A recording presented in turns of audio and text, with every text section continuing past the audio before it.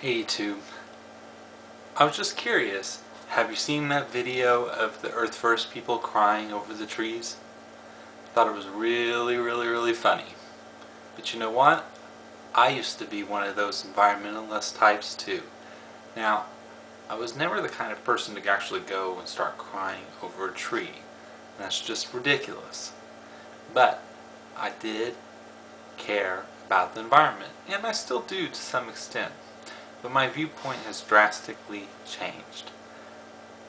So if you're not familiar with history, I just want to discuss a few points to clarify some things about the environment, some grave misunderstandings that people have about the environment and how it relates to capitalism. I just want to say that technology has made a huge difference in this regard. I am a student of history. I've studied medieval history quite extensively, and I can tell you that trees were like oil now. Northern Europe was covered in forest. It was vastly rich in that sense. Why was it rich? Well, people needed something to cook their food. They needed fuel to keep themselves warm, especially in winter. They needed fuel to do things like bake bread, and they needed wood to burn for light at nighttime. All of these things we take for granted. The whole global warming crowd, they sit there and they talk about things like deforestation, and they talk about industrialization as if it's a horrible thing. But I want to tell you that deforestation was the norm. Much of Northern Europe actually lost its forests. It's now been largely deforested in comparison to what it was in medieval Europe. This explains a lot why we are actually able to have our forests in this country still. The thing is, back in medieval times, they didn't have coal, at least not like we do nowadays, and they didn't have oil. Through coal and oil and also other forms of energy, we were actually able not to have to cut down our forests. You see, ancient peoples didn't have the luxury of deciding whether or not to be environmentalist.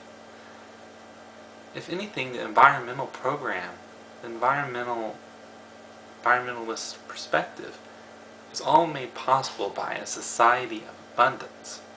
Yet these people are coming from scarcity. Fundamentally, it's this hatred, this romantic notion, this hatred of capitalism. Somebody's actually said that it's a conservative movement in the sense that it goes back to a past that doesn't exist, as opposed to a radical movement, like radically desiring to change things. They don't radically desire to change anything except to destroy things. It's most unfortunate. See, people in the past, they didn't have that luxury. They didn't have the luxury to say, oh, well, let's preserve the forest. But you know what? You don't even have to pass laws. You don't have to do anything, because forestry products are not as in demand as they were in the medieval period. Now, I know that a lot of people are going to say, oh, but logging is up. That might be the case. But it's really remarkable when you consider how many people live in this world and how many people live in the United States, and yet we still have forests. You know, deforestation is a big issue. It's a big issue. You know, probably bigger than global warming. But industrialization and capitalism has made preservation of the forest possible. This is an important point. There was new sources of fuel that were discovered. Life today is so much better than it ever was in the medieval period. This is one thing I discovered. Like, for instance, traveling. If you wanted to travel, it was so dangerous in the past. If you think about it, cars, which are so maligned by some radical environmentalists, they actually enable safe travel. It's like you're covered, like you have armor all around you. You know, even if you get into an accident, the car protects you to some extent. Now, there's no such thing as absolute protection. Yes, there are things like carjackings and things, but you can lock your car up.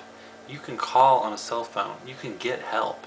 You can never do this before. People were subjugated to the whims of robbers. You had to actually have military protection to go travel anywhere. The People's Crusade, which predated the actual official First Crusade, they actually tried to go to the Holy Land to take it over. Almost all of them died because they didn't have military protection. Nowadays, if we want to make a pilgrimage, we can just get in the car and drive there, or we can take a plane. The world is much safer now than it was back then, especially in the developed countries, precisely because they are developed. People don't understand that. There's this glorification of primitive society.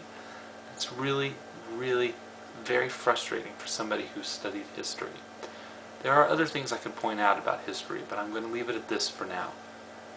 Anyway, I will post a link in the sidebar that discusses, that actually shows the people I was talking about. Thank you.